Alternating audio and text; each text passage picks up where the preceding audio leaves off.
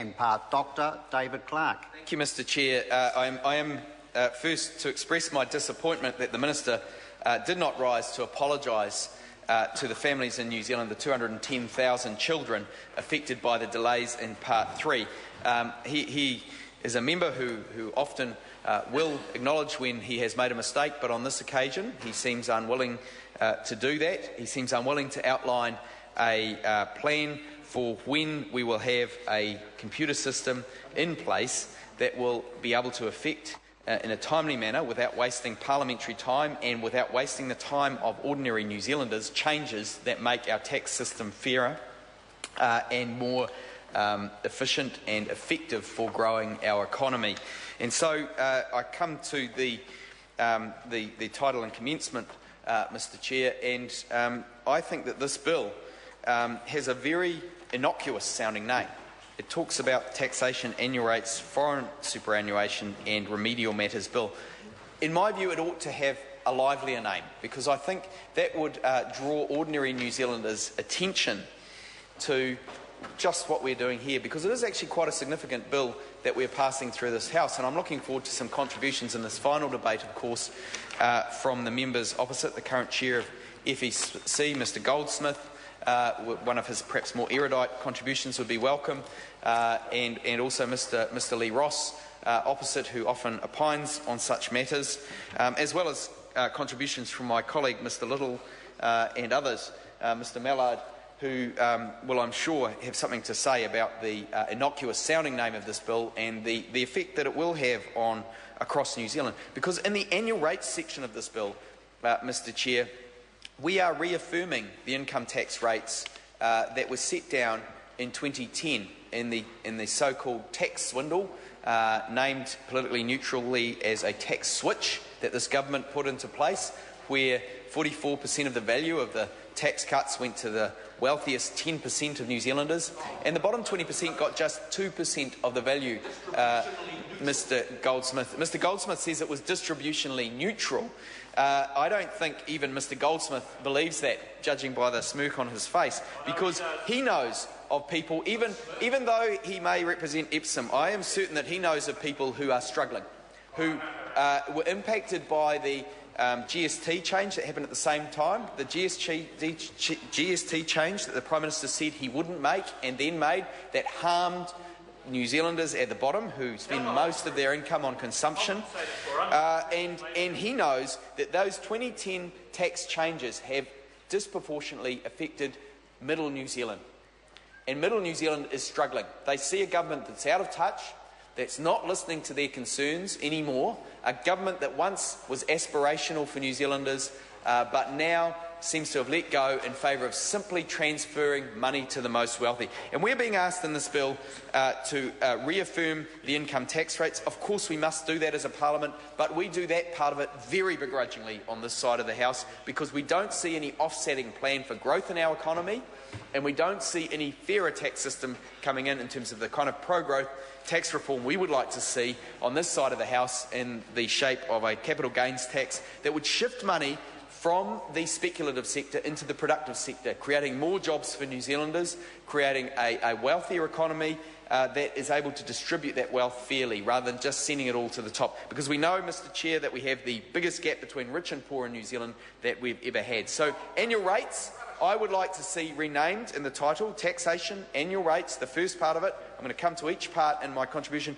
I think should be saying taxation, affirming the imbalanced tax changes of 2010 without any compensatory measure, and then I'll come to my comma and talk about the next part, which is foreign superannuation.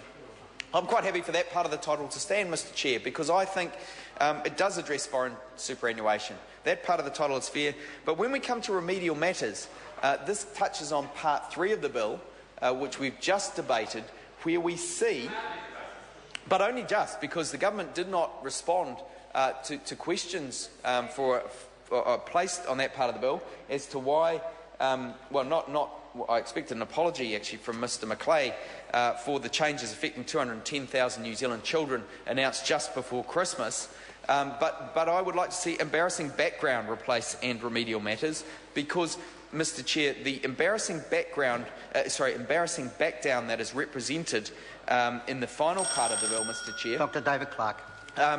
is not only embarrassing for the government, but it has a widespread impact on New Zealanders. So as I said at the beginning of my contribution, I'm wanting to see a livelier title, one that actually is more descriptive of the kinds of changes we see in the bill. And the embarrassing backdown, of course, is particularly embarrassing because it goes against what the Prime Minister signalled. And I take members of the House, those who've just arrived back in their seats, who've been having perhaps some useful conversations in the foyer, or those who are watching at home and who have just switched on the television, back to Mr. Key's words. Mr. Key's words 2 years ago on Valentine's Day. He said that the Prime Minister said that tax policy was being held back because of computer systems, and I quote, "can't actually support radical changes from government." And he also said, quote, "you don't want to be in a position where Parliament is held hostage to a lack of technology." And that is the embarrassing situation we're in here today. We're being asked to back out of legislation affecting 210,000 New Zealand kids and their wider families who are already being put in a situation where they're having to share money around in a way that they may not all be entirely comfortable with, are having to share the time with their children, are having to reach arrangements in an uncomfortable situation. And Mr. Macleay is telling them that once they were settled into making these changes, they've got to change them again, go back to where they were before, probably seek new financial advice because they may have arranged their affairs in the meantime anticipating these changes, and then later on they'll have to change them once again when the law actually comes into effect, in some cases impacting them in 2016.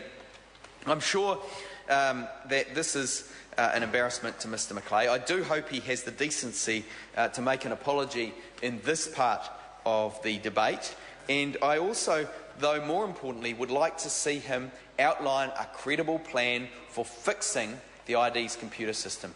$50 million spent on an in-principle agreement that the tax system needs fixing is really not music to New Zealanders' ears. The Minister of the incoming National Government was told that 5 years ago, that the 1992 computer software might need updating. It wasn't rocket science, but it was a pretty clear message in the briefing to the incoming Minister. The computer system needs updating. This government has sat on its hands because tax reform in the interests of growing the New Zealand economy and creating a fairer tax system just has not been a priority.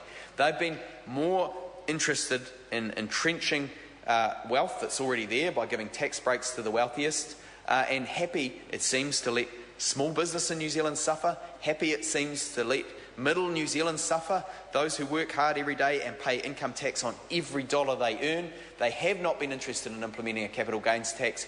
We know this because they would have needed to repair, update, complete a change in the tax system, the computer system, in order to implement a capital gains tax that would generate that growth in our economy, that would be able to cope with the kinds of changes that would not only enable growth but create a fairer tax system for all of us. The kind of tax system that sees money go from the speculative sector into the productive sector, creating jobs for New Zealanders, creating a future that we would like to sign up to. Mr. Goldsmith asked what this has got to do with it, and that really is an indictment on his contribution to the debate today, which has been very limited, because these are the kinds of points that illustrate the need for a more informative title in the bill, Mr. Goldsmith, because these are the effects on ordinary New Zealanders of the legislation that we are passing today that reaffirms the annual rates, the changes, the tax swindle where the GST took away any gain to most New Zealanders, only the very top were better off, the foreign super changes, and the embarrassing background. These are backdown. Sorry, these are the changes that we are debating here in this bill. And the title of the bill, if it were more accurate, might alert more New Zealanders to the kind of government that we have, the kind of government that has created the biggest gap between rich and poor in New Zealand's recorded history, the gap that sees middle New Zealand struggling to get ahead. Those New Zealanders who go out and work day after day, who try to save, but without decent savings policies, without pro-growth tax reform, and without the kinds of R&D tax credits that would support our business sector and so on, are struggling to get ahead. These people want to see some vision from the government. They don't just want to see $50 million thrown at international consultants to tell them what they already know. That is an outrage, and Mr. Key really needs to talk to his minister, ask him to set out a credible plan, because Mr Key is swimming here. 2 years on, his concerns have not been addressed. The Honourable Trevor Mallard. Thank you for giving me a call on this debate, and I think it is a part of the or the clauses are particularly important because what we are doing here is